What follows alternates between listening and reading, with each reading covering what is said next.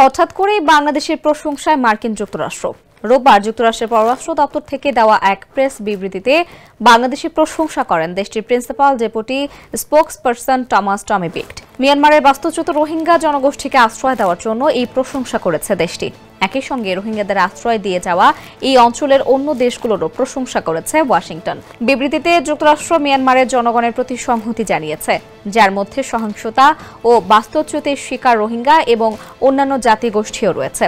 পাশাপাশি বাস্তুচ্যুত রোহিঙ্গাদের আশ্রয় দিয়ে যাওয়ার জন্য বাংলাদেশ সরকারকে ধন্যবাদ জানিয়েছে এবং এই অঞ্চলের অন্য দেশগুলোরও প্রশংসা করেছে, যারা মিয়ানমার থেকে আসা শরণার্থীদের আশ্রয় দিয়েছে। ওয়ালটন এখন দেশের সীমানা পেরিয়ে পৌঁছে গিয়েছে 50টিরও বেশি দেশে।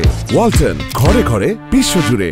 এর আগে 2017 সালের অগাস্ট মাসে রাখাইনে সেনা অভিযান শুরুর পর কয়েক মাসের মধ্যে 7 লাখেরও বেশি রোহিঙ্গা বাংলাদেশে পালিয়ে এসে আশ্রয় নেয়। এর আগে থেকেই বাংলাদেশে ছিল 4 লাখের বেশি রোহিঙ্গা। এছাড়া প্রতি বছর নতুন করে প্রায় 30,000 রোহিঙ্গা শিশু জন্ম নিচ্ছে ক্যাম্পগুলোতে। সম্প্রতি নতুন করে আসা হাজার হাজার রোহিঙ্গা সহ বর্তমানে 13 লাখের বেশি রোহিঙ্গা অবস্থান করছেন বাংলাদেশে।